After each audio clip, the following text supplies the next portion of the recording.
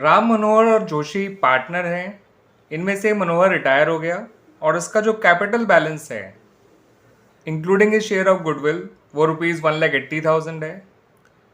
उसके बाद आपको इन्फॉर्मेशन गिवन है कि फर्म के पास एक अनरिकॉर्डेड फर्नीचर है और एक अनरिकॉर्डेड लायबिलिटी है। ठीक है बच्चों, अब ये आधा अनरिकॉर्डेड फर्नीचर आधी अनरिकॉर्डेड लायबिलिटी को देकर हमने आधी अनरिकॉर्डेड लायबिलिटी सेटल कर दी। ठीक है बच्चों, तो ऐसा करने से जो फर्नीचर आपका पहले 9,000 था, ठीक है बच्चों, वो 4,500 कम हो जाएगा और बचेगा केवल 4,500। ऐसी जो अनरिकॉर्ड लायबिलिटी है वो पूरी 9,000 कम हो जाएगी और बचेगी 9,000। एंड क्योंकि आपने एक अनरिकॉर्ड लायबिलिटी को अनरिकॉर्ड एसेट देके सेटल करा है तो इसकी आपको कोई जर्नल एंट्री बनाने की ज़रूरत नहीं है, क्योंकि वो पहले भी बुक्स में रिकॉर्डेड नहीं थे और अब चले गए बिजनेस से तो भी बुक में रिकॉर्ड करने की ज़रूरत नहीं है। ठीक है बच्चों, अनरिकॉर्ड लायबिलिटी के बारे में तो फर्दर कुछ नहीं कहा, तो यानी कि जो बचा हुआ 9,000 है उसका अब हमें रिकॉर्ड करना पड़ेगा, क्योंकि अब हमें इसके बारे में पता चल चुका है तो इसे रिकॉर्ड करना ही पड़ेगा। बट ये जो अनरिकॉर्ड फर्नीचर था इसके बचे हुए अमाउंट के बारे में कहा गया है कि इसको 10% डिस्काउंट पे यानी ₹450 डिस्काउंट पर मनोहर ने टेक ओवर कर लिया, यानी ₹4,050 का। तो यहाँ पर मैं आपको बच्चों एक बात और बता दूं कि अनरिकॉर्ड एसेट पे कोई डिस्काउंट लगता है तो वो भी आपको रिकॉर्ड करने की ज़रूरत नहीं है, क्योंकि उससे होने वाला नुकसान भी आपको नहीं होगा, क्योंकि एसेट अनरिकॉर्डेड थी। अनरिकॉर्ड एसेट पे कोई डिस्काउंट दोगे भी तो आप उसे नुकसान के तौर पे मत रिकॉर्ड करिएगा। अनरिकॉर्डेड एसेट जब तक बुक्स में रिकॉर्ड नहीं हो जाती तब तक उस पर जो भी डिस्काउंट है, जो भी आप उसे कहते हैं हैंड ओवर कर रहे हो किसी को, वो सब रिकॉर्ड नहीं करना। तो फाइनली फर्नीचर जिस प्राइस पे हमारे पार्टनर ने टेक ओवर किया है मनोहर ने, वो ज़रूर लिखा जाएगा, क्योंकि इस अनरिकॉर्ड एसेट को एक रिकॉर्डेड कैपिटल जो है वो टेक ओवर कर रही है, दैट्स वाई। अब आपसे कहा गया है कि इन पॉइंट से जुड़ी हुई जर्नल एंट्रीज बनाइए और जो हमारा पार्टनर है मनोहर, उसका अकाउंट अगर आज ही सेटल करना है तो उसे कितना पैसा देना पड़ेगा वो बताइए। ठीक है बच्चों, तो अब रिकॉर्ड क्या करेंगे वो बता देता हूँ। आप फर्नीचर को 4050 पे पहले रिकॉर्ड कर लीजिए। ठीक है बच्चों, और क्रेडिटर को 9,000 पे रिकॉर्ड करिए। अब अनरिकॉर्ड एसेट को जब रिकॉर्ड करेंगे तो ये बात फायदे की है, इसलिए आपका रेवोल्यूशन क्रेडिट हो जाएगा और फर्नीचर डेबिट हो जाएगा। और याद रखना इस प्राइस पे होगा जिस प्राइस पे वो टेक ओवर किया जा रहा है बाय द पार्टनर। तो बच्चों ये अनरिकॉर्ड फर्नीचर रिकॉर्ड करने की एंट्री हो गई। Furniture account debit to revolution account 4050।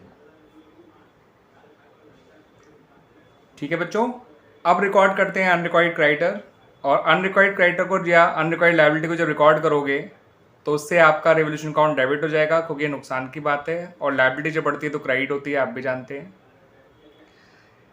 तो एंट्री बनी रिवैल्यूएशन अकाउंट डेबिट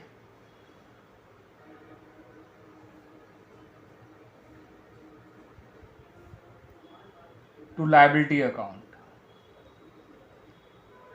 आप सन्ड्री लायबिलिटी अनरिकॉर्ड लायबिलिटी ऐसे लिख सकते हैं, और ये 9,000 से रिकॉर्ड करिएगा।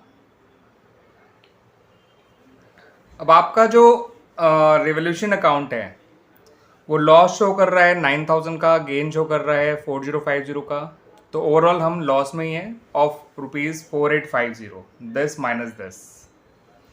अब इस 4850 के लॉस को तीनों पार्टनर में बांट दीजिए, राम मनोहर जोशी। इनका old profit sharing ratio given नहीं है तो टेक इट एज इक्वल, तो 4850 को तीनों में इक्वली बांट दीजिएगा।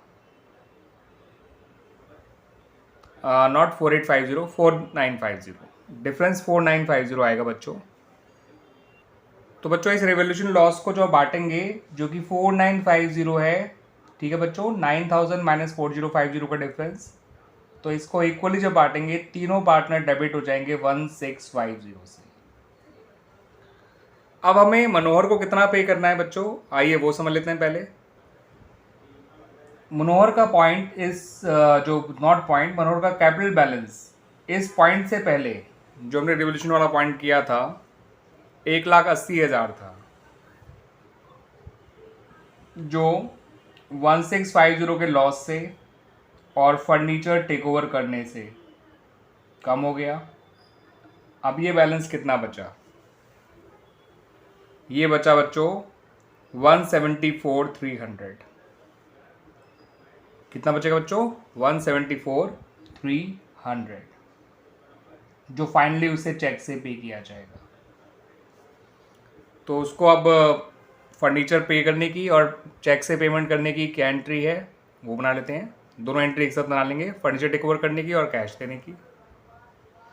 हम लिखेंगे मनोहर्स कैपिटल अकाउंट डेबिट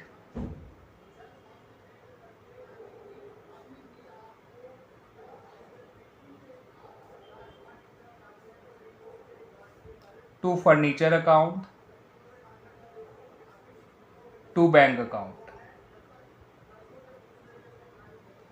ठीक है बच्चों, फर्नीचर में लिखिए 4050, यहाँ लिखिए 174,300 और ये आ जाएगा 178,350।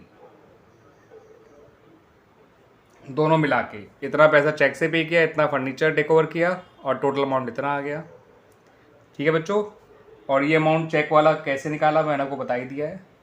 तो इस तरह से ये क्वेश्चन हमारा कंप्लीट हो गया बच्चों।